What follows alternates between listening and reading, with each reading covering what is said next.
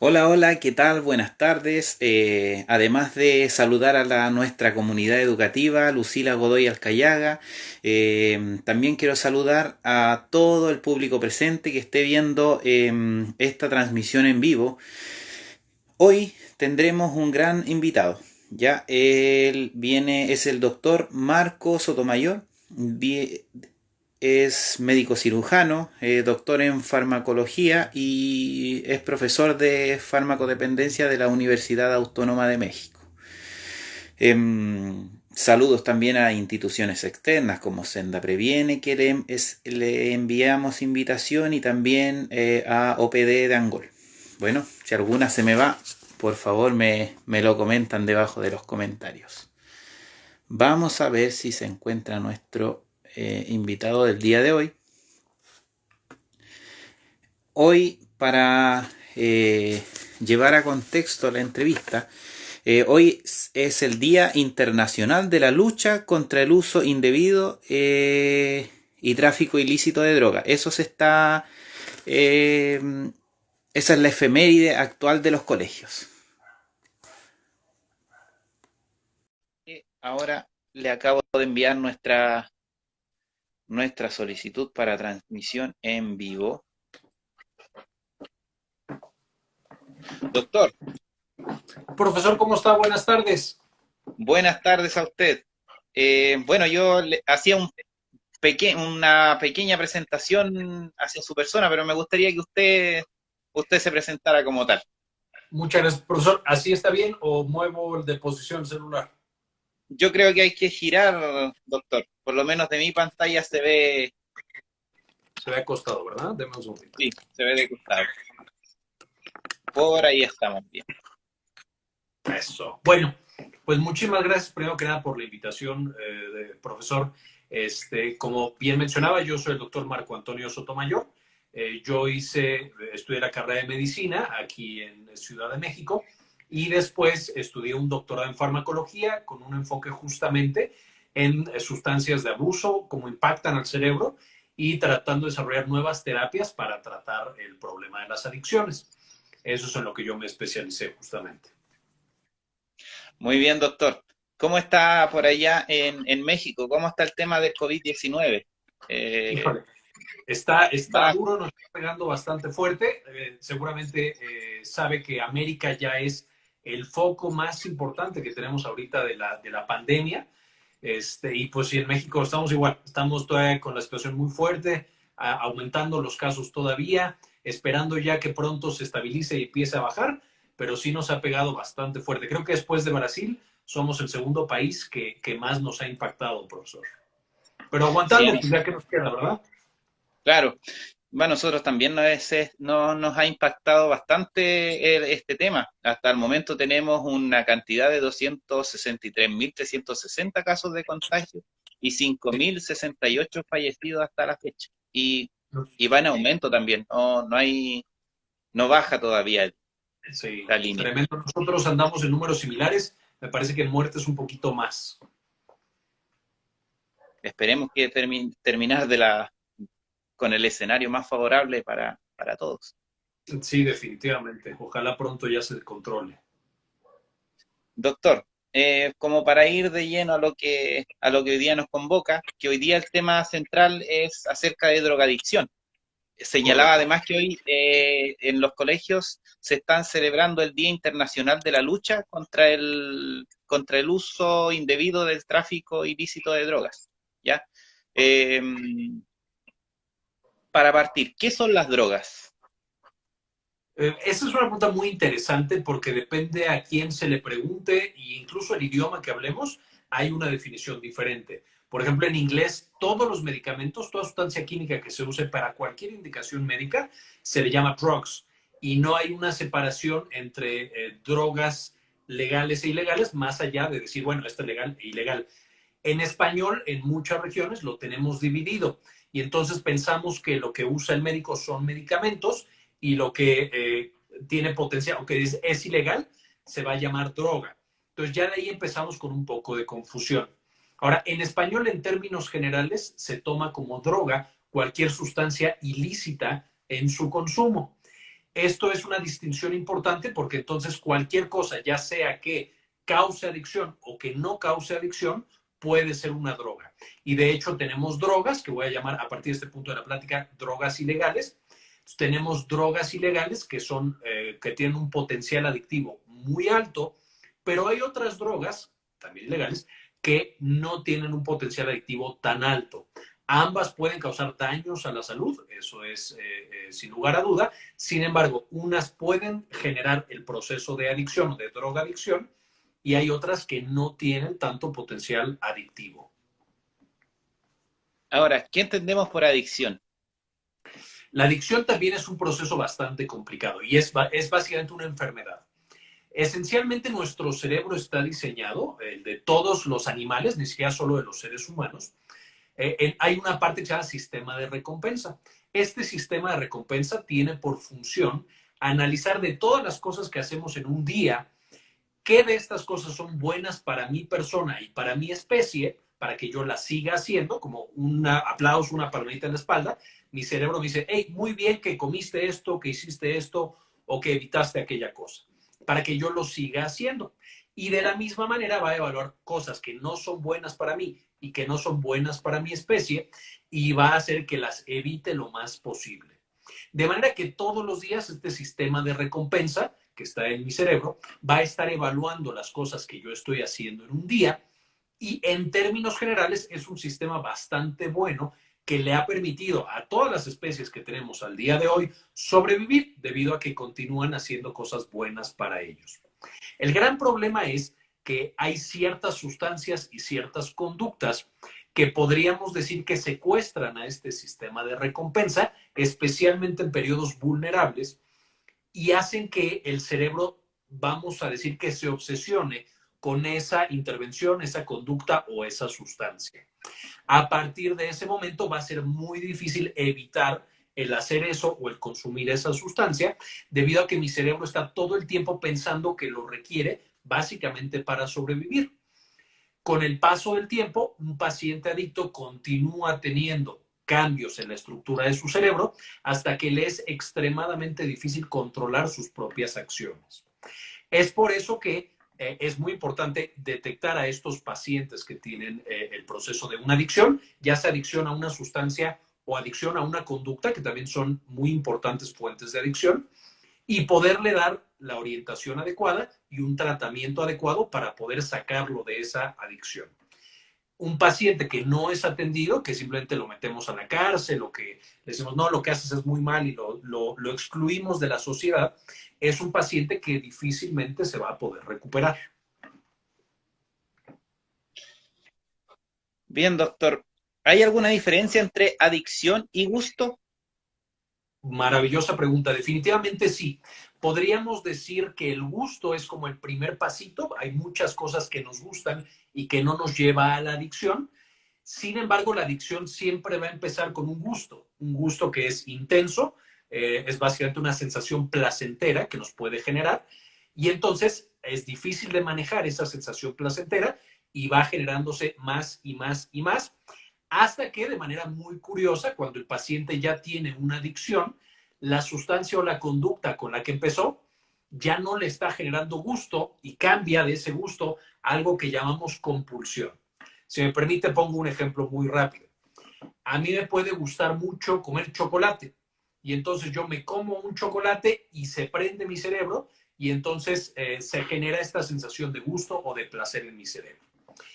De ahí yo tengo estrés en mi vida, yo tengo baja autoestima, yo tengo que me hacen bullying en la escuela, etcétera.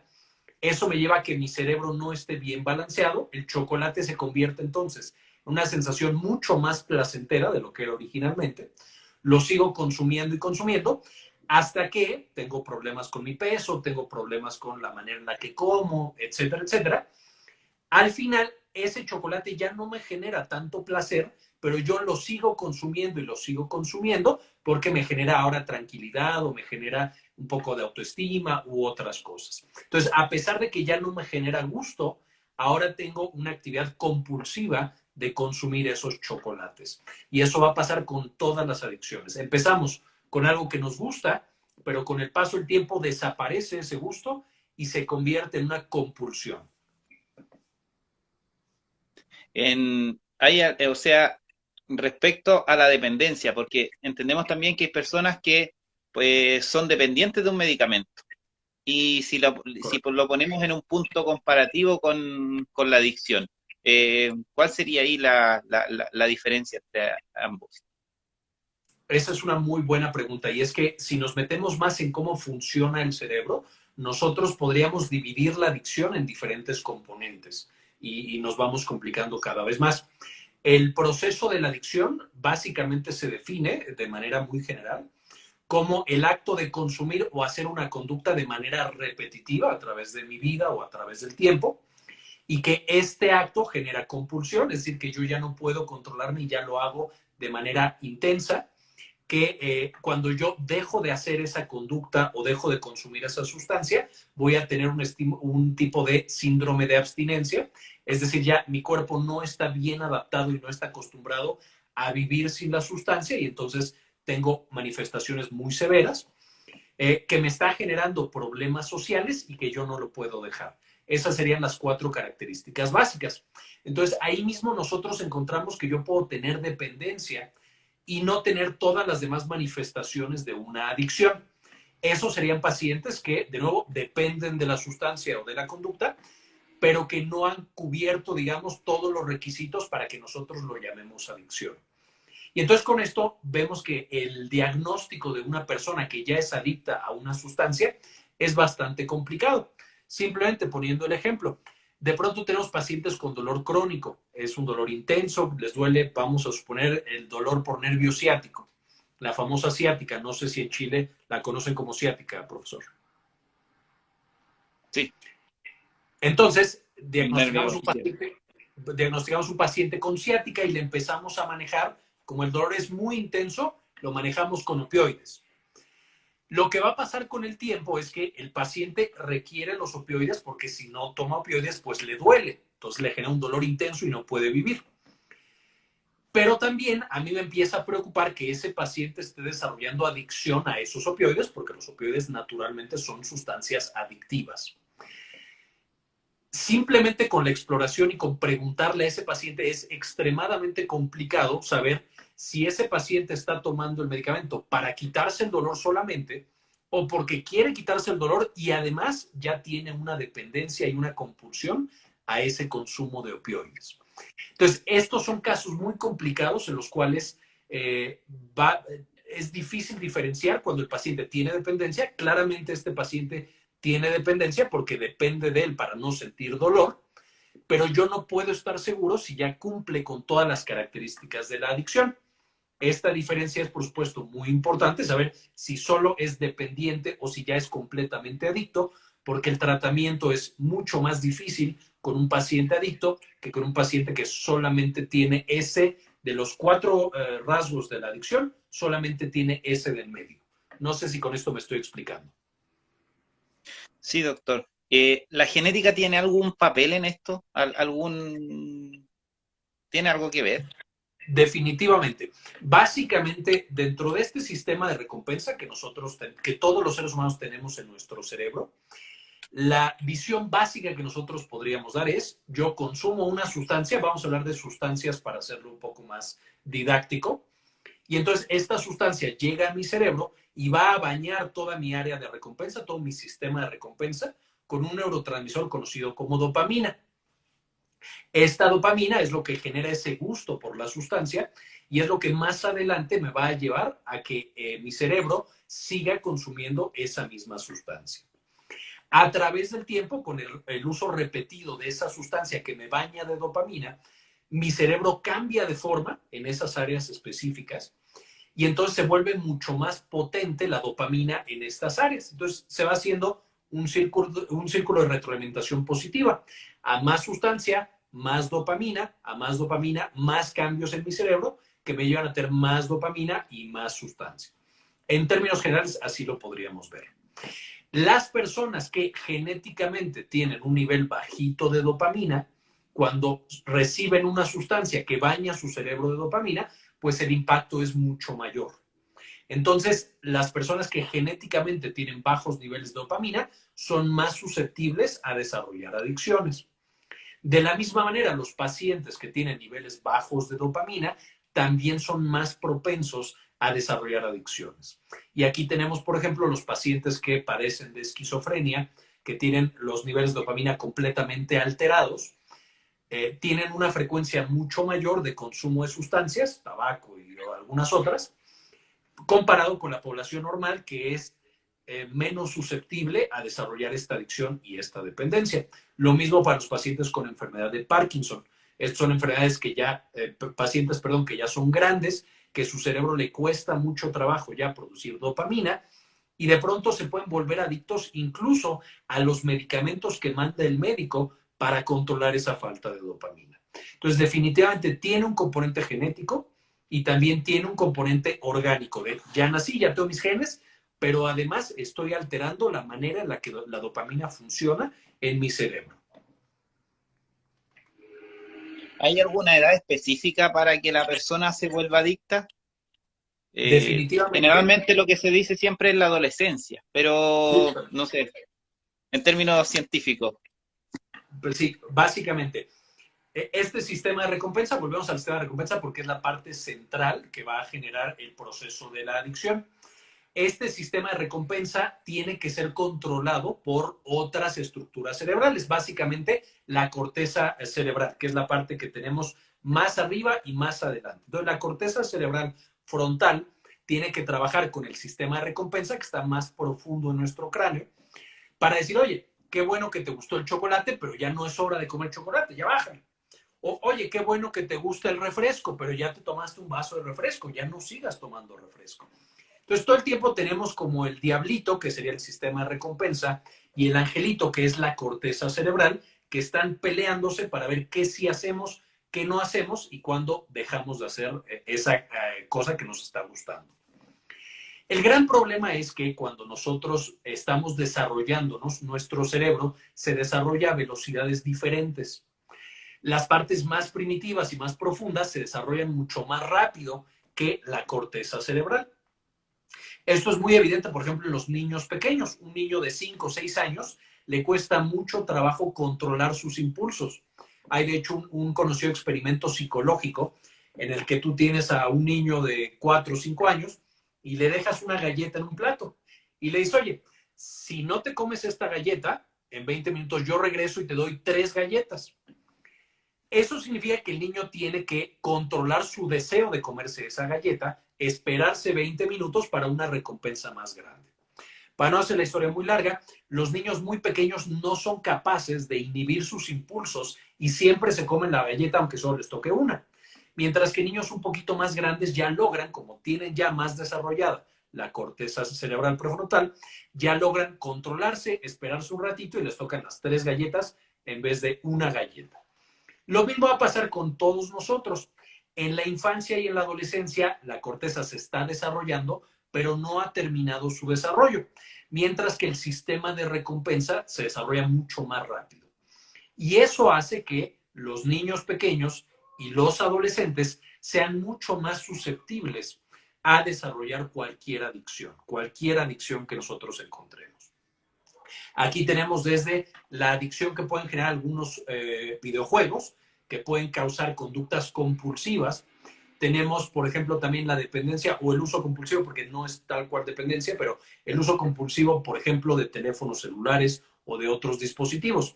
En un niño es extremadamente difícil dejar de lado el iPad, por ejemplo, mientras que como adultos ya nos es más fácil porque la corteza nos dice, hey, es hora de dormir, se acabó, mañana tienes que trabajar, déjalo abajo. De manera que cuando nosotros exponemos a niños o a adolescentes a una sustancia que tiene la posibilidad de generar adicción, vamos a tener que el riesgo de que se vuelvan adictos es mucho mayor. Mientras, y esto está muy demostrado, por ejemplo, en el consumo de tabaco, mientras más joven es la persona cuando tuvo su primer contacto con el tabaco, va a tener una adicción más severa y le va a costar más trabajo dejar esa adicción. Lo mismo pasa para todas las otras sustancias, el alcohol, las apuestas, todo lo que pueda generar una adicción es mucho más peligroso y mucho más severo en los niños y en los adolescentes que en los adultos. ¿Cuáles son las consecuencias que generan en el cerebro las drogas en temas de aprendizaje? Me refiero a las drogas ilegales. Correcto, sí. Van a tener muchísimos efectos y también depende un poquito de qué sustancia estemos hablando. Nosotros podemos dividir básicamente las sustancias en cuanto a su mecanismo en el cerebro en sustancias que son excitatorias y sustancias que son inhibitorias. Las excitatorias podríamos encontrar cosas como anfetaminas, como la nicotina y ese tipo de cosas. Y las inhibitorias nosotros encontraríamos cosas como las benzodiazepinas, el alcohol y algunas otras. Cuando nosotros estamos hablando de las drogas inhibitorias, a largo plazo, además de que pueden tener un síndrome de abstinencia severo, es decir, cuando las suspendemos abruptamente sin el manejo médico, puede causar muchos síntomas. También puede llevar a que a largo plazo los pacientes tengan dificultad para concentrarse, puedan tener depresión, puedan tener problemas incluso con la memoria e incluso pueden llegar a causar demencia, es decir, que el paciente literal pierda la memoria progresivamente. Esto es algo que vemos muy comúnmente con los pacientes que llevan mucho tiempo consumiendo alcohol y alguna otra droga inhibitoria, que su sistema de memoria ya no está operando de manera correcta y entonces pueden llegar a esta demencia tipo Alzheimer, pero mucho más jóvenes. Por otro lado, las drogas estimulantes pueden causar desde, obviamente, ansiedad, hiperexcitabilidad, pueden incluso llegar a causar convulsiones cuando se toman en dosis altas y pueden tener también, por ejemplo, las anfetaminas frecuentemente también afectan el corazón, afectan también la presión arterial y van a afectar también otros órganos, no solamente el cerebro. Entonces, ambas tienen sus efectos, ambas pueden afectar tanto el proceso de la memoria como otros procesos cerebrales y otros procesos en el resto del cuerpo, profesor. Generalmente, bueno, aquí en Chile siempre se le dice a ciertas drogas, drogas blandas y a otras drogas, drogas duras, ¿ya? Sí, Pero respecto al tema de adicción, como lo estamos entendiendo ahora, pareciera ser que ambas no se diferencian mucho, porque la adicción igual es adicción. correcto. No sé si estoy... Sí, definitivamente hace tiempo, todavía un poco, pero hace tiempo era muy marcado la idea, que ahora sabemos que no es tanto así, pero la idea de que había ciertas drogas que naturalmente eran mucho más adictivas y que había drogas que no generaban adicción. Ahora sabemos que es verdad, hay drogas mucho más adictivas que otras. Sin embargo, uno de los puntos más importantes no es la sustancia, sino es la persona. Una droga que, entre comillas, podríamos decir que no genera tanta adicción en una persona vulnerable, es decir, en un niño, en un adolescente, en una persona con depresión o con ansiedad, una persona que tiene baja escolaridad, que apenas está en secundaria, prepa, etcétera, puede tener un potencial adictivo mucho mayor solamente por los cambios físicos y mentales que tiene esa persona. De manera que parte de las estrategias que se usan ahora, incluso para pacientes que ya son adictos, no es solamente químicamente tratar de bloquear la sustancia, bloquear el sistema de recompensa, sino cómo podemos hacer que la persona tenga una mente más saludable, porque eso naturalmente lo va protegiendo de que recaiga en las adicciones en un paciente ya adicto una vez más. Sin embargo, eso es completamente cierto. Las poblaciones vulnerables, los niños y los adolescentes, son extremadamente susceptibles no solamente a sustancias, sino, como mencionaba, también a conductas que puedan causar adicción. Las apuestas, muchas de estas cosas que son conocidas como adicciones no convencionales o no tradicionales. Nos ponemos en el caso de cuando ya la persona se hizo drogadicta. Sí. Eh, la voluntad tiene algo que ver en la decisión que tenga que tomar esta persona para rehabilitarse. Esa también es una muy buena pregunta, profesor. Diría que sí y no al mismo tiempo. ¿Por qué sí? Es muy complicado siempre que nosotros vamos a tratar una enfermedad, sea la enfermedad que sea, desde una gripa, una neumonía, el coronavirus o la drogadicción. Lo primero que necesitamos siempre es que el paciente quiera ser tratado y quiera ser manejado. es completamente imposible que una persona que dice yo no tengo ningún problema, yo no tengo ninguna enfermedad, sea tratada. Y un ejemplo clásico son los pacientes diabéticos. De pronto es frecuente que le hacemos una prueba al paciente, claramente tenemos el diagnóstico de diabetes, pero muchos dicen, no, yo no tengo eso, eso no es un problema, yo me siento bien y no van a recibir el tratamiento. Por más que nosotros le digamos y le insistamos y le demos lo que sea, no vamos a poder tratar a ese paciente. Lo mismo va a pasar con el tema de la drogadicción. El primer paso que necesitamos es que el paciente diga, sí tengo un problema, necesito ayuda, necesito tratamiento. Si no hay voluntad, el paciente no vamos a lograr tratarlo. Ahora, dicho eso, el mito que se generó es, bueno, los pacientes son adictos porque no tienen fuerza de voluntad. Y eso es completamente falso. Es completamente falso. Nosotros necesitamos que el paciente diga, quiero ser tratado, pero una vez que empezó con el tratamiento, las estructuras cerebrales que se encargan de la planeación, del juicio y el raciocinio no están funcionando de una manera adecuada.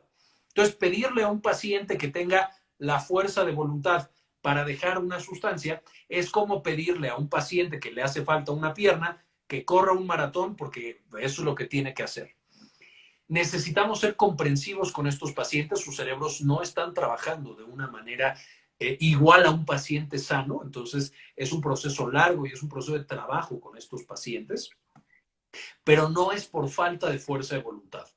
La mayoría de los pacientes van a tener recaídas, que eso es algo importante, ya que decidieron dejarlo, muchos vuelven a consumirlo y de ahí tenemos que volver a extender la mano y decir, no te preocupes, vamos a intentarlo otra vez. Y cualquier persona que conozca a un fumador le ha pasado esto. Yo tengo muchos amigos, tengo muchos familiares que fuman. Y le dices, oye, deja de fumar. Y de pronto dicen, sí, ya voy a dejar de fumar. Dejan de fumar 2, 3 semanas y después recaen. Y entonces, es que no tienes fuerza de voluntad, es que no ves que te estás lastimando, es que mil cosas. Y eso no está ayudando porque el paciente está haciendo su mejor esfuerzo, pero su cerebro le está diciendo, oye, eso que consumías era indispensable para tu supervivencia. Vuelve a consumirlo, evidentemente de manera inconsciente. Entonces, lo que hay que hacer ahí no es que los pacientes no tengan fuerza de voluntad. La fuerza de voluntad es lo que los está haciendo ir por el tratamiento. Lo que tenemos que hacer es tener paciencia, apoyarlos en ese difícil proceso de cambiar otra vez su cerebro de años y años de hábitos y de vicios y de neurotransmisores alterados. Tenemos que ir lentamente cambiándolos a un estado mucho más sano. Pero no es que los pacientes adictos les falte fuerza de voluntad. Al contrario, tienen la misma fuerza de voluntad, pero su fuerza de voluntad no está funcionando de una manera normal y saludable. ¿Cómo se rehabilita un adicto? Ahí también depende mucho de la sustancia, de la edad del paciente y de qué tanto podemos hacer por él. Pero los dos principales brazos o ramas que podríamos llamar de la rehabilitación de un paciente con una adicción sería, uno, la psicoterapia y la ayuda conductual, que es probablemente la estrategia más eficaz. De hecho, lo que más le ayuda a estos pacientes.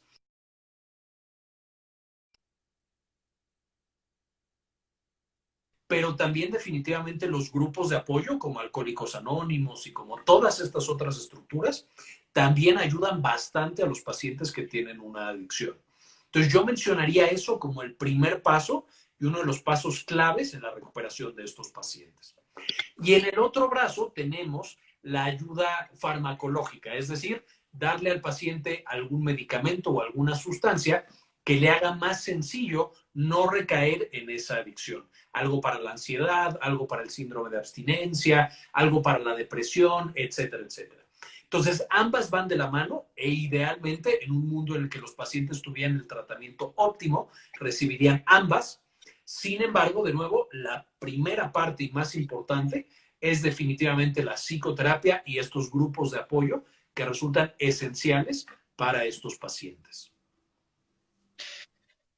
Bueno, como hemos entendido hasta el momento, una persona adicta, luego de consumir, termina aprendiendo y en su estructura se generó un aprendizaje dentro de él.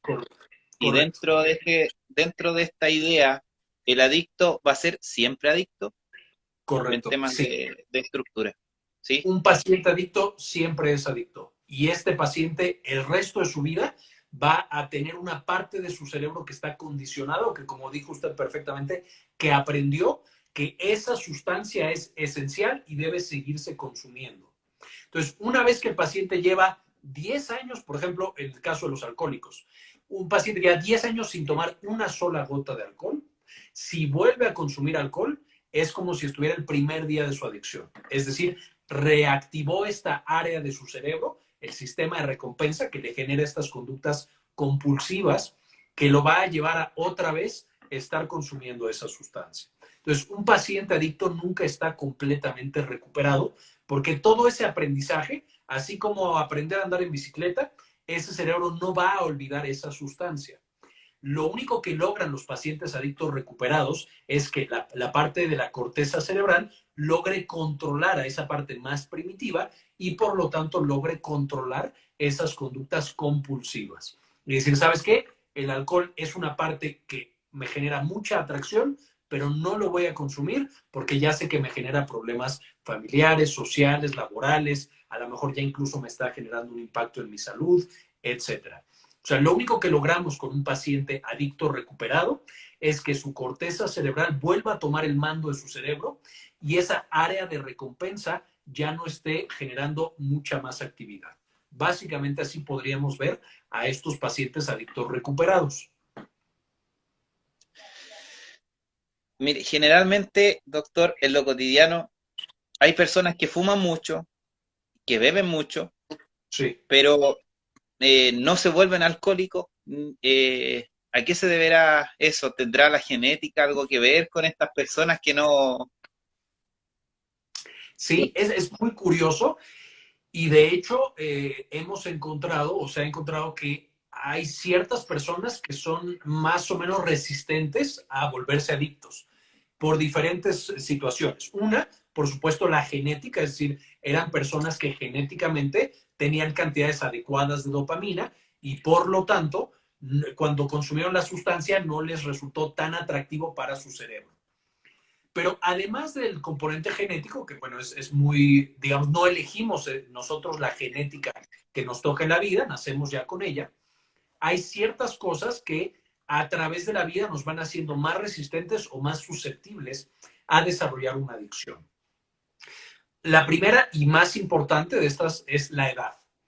Una persona que empieza con el consumo más tardíamente es mucho menos probable que desarrolle adicción a esa sustancia.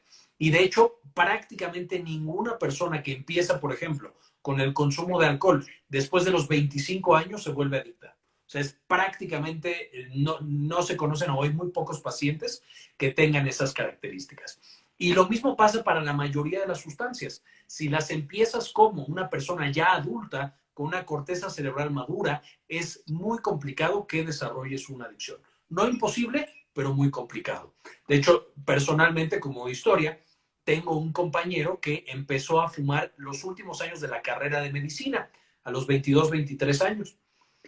Y ya, todos le decíamos que no lo iba a lograr dejar porque es el estrés y demás. Pero él decía, no, acabando la carrera, dejo de fumar. Y efectivamente, el primer día que ya no era, que estaba fuera de la carrera de medicina, ese día se fumó su último cigarro y no lo volvió a tocar. Y esto es justamente porque él empezó bastante tarde, ya tenía su corteza frontal desarrollada y entonces decía, no, a ver, yo no necesito eso, ya lo voy a consumir mientras esté en esto, pero en cuanto acabe, también acabé con el consumo de esa sustancia. Entonces, la edad es un factor extremadamente importante y los adultos, a partir de los 25 años, raramente se vuelven adictos a una sustancia. Puede pasar de nuevo, pero es mucho más raro. La segunda es el estado emocional y, digamos, la manera en la que el cerebro está trabajando. Un paciente que tiene depresión y que tiene ansiedad o alguna otra enfermedad mental, esquizofrenia, trastorno bipolar, lo que sea, y que no está bien tratado, eso también es una puerta para que desarrolle una adicción. Y aquí una adicción desde el tabaco, de nuevo las apuestas, o incluso a veces para el tratamiento de otras patologías. Entonces, el hecho de nosotros cuidar nuestra salud mental va a ser algo esencial para protegernos de las adicciones. Y aquí ya vemos un problema. Si sabemos que los adolescentes son más susceptibles a la drogadicción. Y además son más susceptibles a la depresión y a la ansiedad, pues por supuesto que ahí tenemos un caldo de cultivo de muchas adicciones. Entonces, lo primero es con nuestros adolescentes y con nuestros niños, evaluar su salud mental, que no tengan depresión, que no tengan ansiedad, cuidar todo el tema del bullying, que por supuesto causa depresión y ansiedad, el abuso infantil, etcétera, etcétera. Entonces, todas esas estrategias, aunque parezca que no están interconectadas, todas esas estrategias protegen a las personas de la drogadicción. Además de la salud mental, otro componente muy importante de protección es la salud física. Cuando nosotros hacemos ejercicio y tenemos una alimentación adecuada, esas dos cosas naturalmente producen dopamina en nuestro cerebro. Entonces se ha visto que, aunque no es imposible, las personas que se ejercitan, que tienen actividad física, que tienen una buena alimentación, como tienen niveles más altos de dopamina, naturalmente, también tienen una menor susceptibilidad de desarrollar una adicción a cualquier cosa. Es por eso que vemos muchas veces en la universidad que hay gente que puede salir los fines de semana, a lo mejor tomar un poco, pero que también hace ejercicio, sale con amigos, ve a la familia, estudia. Como tiene una familia, una vida más completa, más cosas que les producen dopamina, porque tienen el ejercicio, el estudio, la familia, etcétera, pues entonces el alcohol ya no les genera una adicción y lo dejan a los 2, 3 años o ese mismo año. Mientras que una persona que no tiene trabajo, que no hace ejercicio, que está solo en el mundo, que siente que no tiene redes de apoyo, va con el alcohol le parece una súper alternativa para elevar su dopamina y entonces fácilmente desarrolla adicción a esa sustancia. Entonces yo diría que son los tres principales factores, más allá de la genética, que esa no controlamos, que pueden protegernos de las adicciones. La edad, el hecho de empezar el consumo más tarde, la salud mental, especialmente en depresión y ansiedad, pero también considerando otras cosas como esquizofrenia, trastorno bipolar, etcétera, y la salud física. Esas tres van a ser esenciales para que una persona no se vuelva adicta. Y finalmente, como cuarta, pero esta es un poquito, digamos, más complicada de dar para todos, porque es mucho, es educación, justo lo que está usted haciendo aquí, profesor. El hecho de que las personas entiendan cómo funciona el proceso de adicción, cuáles son los riesgos, cómo me protejo, eso naturalmente hace que los adolescentes, los adultos, los niños, todo el mundo pueda tener un mayor nivel de seguridad de que no van a caer en ninguna de este tipo de drogadicción y de adicciones, profesor. Bien, doctor, y aprovechando que comentó el tema de la edad, hace un instante atrás Karina Molina puso una consulta ahí. Si esta predisposición del adolescente a consumir drogas se debe a que aumentan los receptores de dopamina y disminuye la producción de dopamina, por ahí va el tema. Es una muy buena pregunta. Básicamente lo que tendríamos en los adolescentes es la dopamina ya está ahí, el sistema de recompensa ya está trabajando, pero la corteza frontal no está funcionando todavía bien en los adolescentes. La corteza frontal acaba de madurar hasta los 25 años de edad.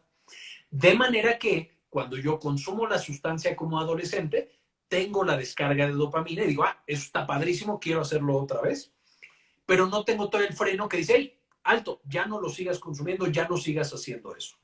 Me parece que un símil podría ser el enamoramiento. Siempre cuando somos adolescentes, y estoy seguro que todos en chat podrán decirme si estoy en lo correcto o no, todos cuando somos adolescentes nos enamoramos más fuerte. O sea, estamos así perdidos, especialmente en el primer amor, ¿no? Enloquecidos, y la persona, si es una relación no tan buena, pues nos puede hacer lo que sea, pero yo digo, no, es que sí me quiere, es que nadie lo conoce, nadie lo entiende, solo yo sé cómo es. Básicamente lo que tenemos ahí es lo mismo. Nuestro sistema de recompensa está hiperactivo, está deseoso de esa dopamina que nos da en este caso la pareja, pero la corteza frontal, que debería ser el freno y decir, hey, no, esta persona no es buena, todavía no está madura y todavía no está reaccionando. Entonces, igual que nos pasa con las relaciones y que muchas veces las peores relaciones son en la adolescencia, las más tortuosas y no siempre, pero muchas veces pasa. Lo mismo pasa con una sustancia. Estás empezando una relación con esa sustancia, tienes esta parte que está hiperactiva y que está deseosa de tener ese pico de dopamina, pero no tienes todavía el freno que te dice, hey, esto no es bueno para ti, tú mereces algo mejor, puedes tener una vida mejor, deja esta sustancia, persona, conducta o lo que sea. Básicamente en la adolescencia es este desbalance entre las áreas primitivas de la recompensa y las áreas lógicas, que son la corteza cerebral. ¿Un psicofármaco, doctor, puede derivar en adicción? Un psicofármaco sí puede derivar en adicción. Tenemos medicamentos y drogas que van a generar adicción. Los más frecuentes y conocidos son las benzodiazepinas. A lo mejor que son el ribotril, el clonazepam, el diazepam, etcétera. Son medicamentos muy buenos, muy usados en la ansiedad. Sin embargo, también son medicamentos muy adictivos. De hecho, la recomendación general es que no se den por más de 2 meses. Sin embargo, como son relativamente seguros, es frecuente que tengamos adultos mayores que cuando empiezan con insomnio, que es algo normal de los pacientes mayores de 65 años, muchas veces se autoprescriben o el médico les prescribe una benzodiazepina. Tómese su clonazepam para que pueda dormir. El gran problema es que si lo mandamos por mucho tiempo, es muy frecuente que desarrollen adicciones y a veces adicciones severas a este tipo de medicamentos. Entonces, sí, otros como los antidepresivos no generan adicción, los antipsicóticos no generan adicción, el cloruro de litio, por ejemplo, para el trastorno bipolar no generan adicción, antiepilépticos no generan adicción.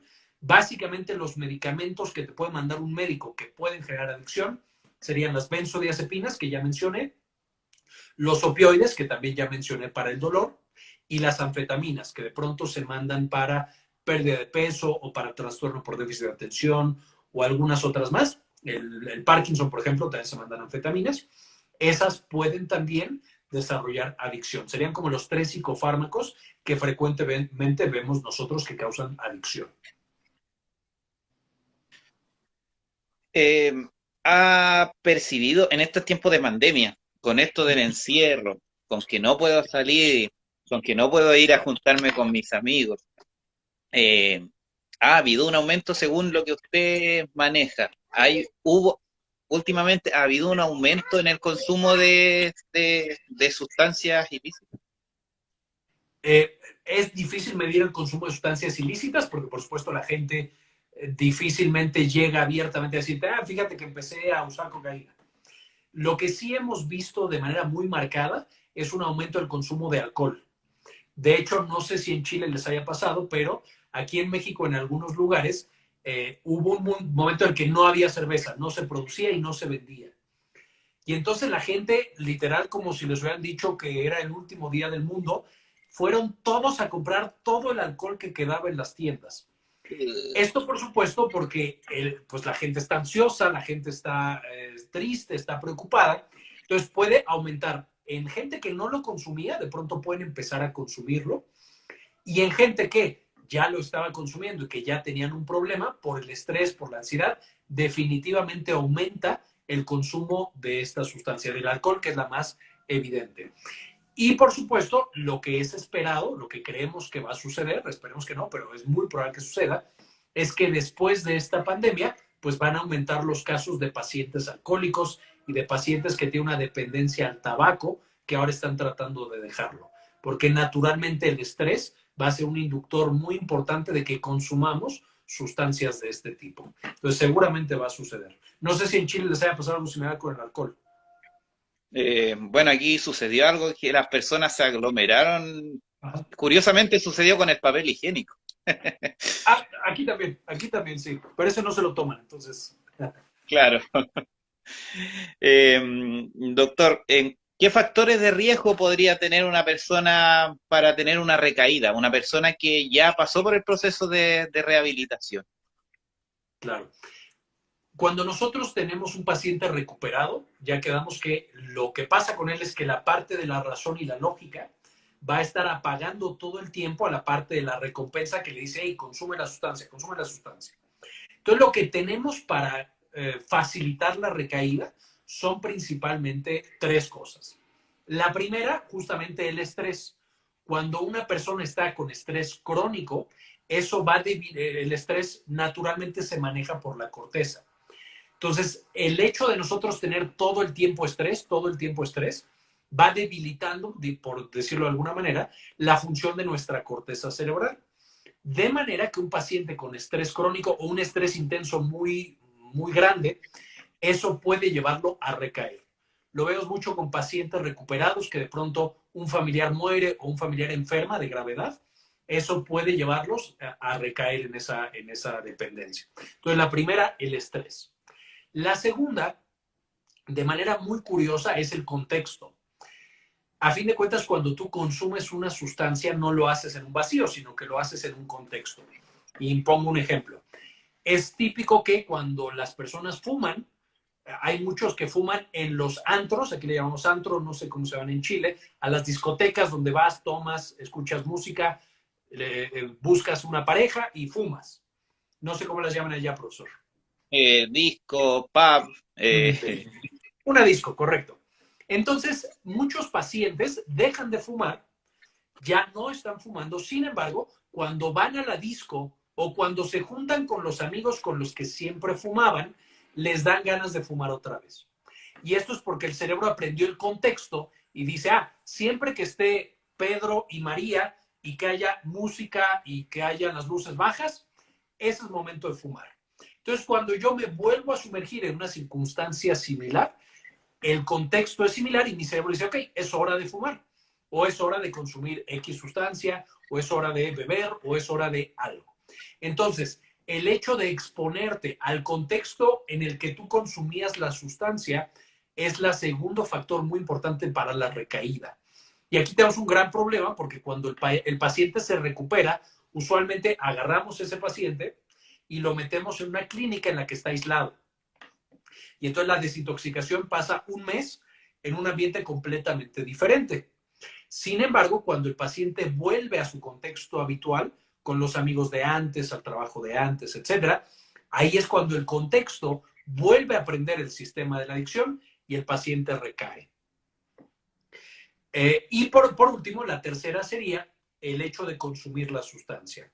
Cuando el paciente, incluso si no hay contexto, incluso si no hay estrés, cuando vuelve a consumir la sustancia de la cual tiene una drogadicción, inmediatamente se vuelve a aprender este sistema, dice, de aquí soy, y entonces vuelve a aprender como si fuera el primer día de la adicción. Esos serían los tres principales factores que me llevan a que un paciente tenga una recaída. Es el contexto, el estrés y el consumo de la sustancia. Muy bien, doctor. Aquí pregunta un espectador si el contexto está en el hipocampo. Muy buena pregunta. El contexto está justamente en el hipocampo y en la corteza cerebral. Estas dos, el hipocampo es el área encargada de la memoria en el cerebro. Ahí almacenamos gran parte y ahí se transforman las cosas en memoria, junto con nuestra corteza frontal y temporal. Entonces, estas tres son las que evalúan el contexto y son las que vuelven a aprender la adicción en estos pacientes. Doctor, bueno, hasta el momento hemos visto que la corteza cerebral, la corteza prefrontal es muy Sí, importante en esto porque aquí están las funciones ejecutivas que comúnmente se llaman por el pensamiento correcto, abstracto, ¿cierto? Mantener controlada la atención. Es lo que correcto. me dice, es el angelito que me dice, esto tienes que hacerlo y esto no, es el que monitorea, el que nos diferencia también de otros seres vivos. Eh, Se Sí, me viene a la mente también el caso Phineas Cage, aquel que le sí, atravesó un fierro una y parte, correcto. atravesó la corteza y la conducta Justo, cambió justamente. completamente. El caso de Phineas Cage es muy curioso. De hecho, ahí es donde aprendimos muchas de las funciones de la corteza cerebral. Era básicamente una persona que trabajaba poniendo rieles de ferrocarril. Y entonces de pronto hubo un accidente, hubo una explosión y uno de los fierros del ferrocarril le atravesó literalmente la cabeza. A partir de ese momento, Phineas Cage pasó de ser una persona relativamente normal a ser una persona que estaba todo el tiempo abstraído, no se llevaba con otras personas, le costaba trabajo entender lo que las personas decían o lo que querían decir, etcétera. Esta persona nunca volvió a la normalidad y fue justamente porque se le separó el lóbulo frontal del resto del cerebro. Con lo que aprendimos de Phineas Gage, un poco después se desarrolló una técnica llamada lobotomía. Esta lobotomía consistía en un procedimiento médico en el cual te ponían un cincel básicamente por la nariz, daban un golpecito y entonces básicamente separaban a través de la nariz partes del cerebro. Y lo que se hacía, hubo un tiempo en el que se consideraba que eso era bueno para los pacientes que tenían depresión o que tenían mucha ansiedad, etcétera, porque los hacía estar tranquilitos y como que no reaccionaban tanto. Sin embargo, de hecho, para la persona que inventó este procedimiento de la lobotomía, fue nominado al Premio Nobel de Medicina, hasta que se dieron cuenta que estos pobres pacientes jamás volvían a la normalidad y su cerebro estaba completamente destrozado y no funcionaba de manera adecuada. A partir de ese momento se dejó de usar en pacientes, solo usaba en criminales violentos y después ya no se usa en absolutamente nadie las lobotomías. Pero sí, justamente ahí podemos ver el gran impacto que tiene la corteza prefrontal en el resto del cerebro y en el resto de nuestras actividades, de nuestros pensamientos y de todo lo demás. Doctor, bueno, ya estamos llegando a los últimos minutitos de nuestra entrevista. Ha sido una jornada muy provechosa, pero me gustaría que usted cerrara con alguna conclusión y aprovechar de invitarlo a su página web. Bueno, yo personalmente les comento a los que están viendo que yo soy fiel seguidor de sus videos que están en Sinapsis EMP. Así que cualquier duda que tengan, sobre todo los que estudiaron neurociencia conmigo, pueden ingresar ahí y van a aclarar muchas, muchas, muchas dudas existentes. Por lo menos en mí me las aclaró, pero completamente. No sé, doctor, le cedo la palabra. Muchísimas gracias. Si es momento de terminar, me gustaría decir un par de pensamientos. El primero es, la adicción es un problema serio en nuestra sociedad, muy serio. No solamente por las drogas ilegales, que por supuesto son terribles su consumo, sino también por muchas otras sustancias y actividades que de pronto no consideramos tan peligrosos. Y yo aquí metería, por ejemplo, el tema de la obesidad, de la diabetes, que son tan importantes, por lo menos en México, es una epidemia lo que tenemos de obesidad y de diabetes, y son causadas por los mismos sistemas. Entonces, todo este sistema de recompensa y cómo se puede enfermar es definitivamente una prioridad que debería estar en la mente de todos. Y para enfrentar esta prioridad que resulta la enfermedad del sistema de recompensa, de nuevo aquí incluyendo las drogadicción, el tabaquismo, la obesidad, etcétera, etcétera, yo diría que necesitamos dos cosas muy importantes. Primero, la educación de todos, que le agradezco mucho la invitación, profesor. Creo que este tipo de actividades son esenciales para que todo el mundo entienda de qué estamos hablando, qué es lo que lo empieza, por qué lo tienen algunos y otros no, qué podemos hacer. La educación también del personal de salud y de los profesores, porque por supuesto ellos son los que cuidan y los que educan al resto de las personas. Entonces necesitamos asegurar que la información se vaya compartiendo. Y en tercer lugar, creo que necesitamos investigación.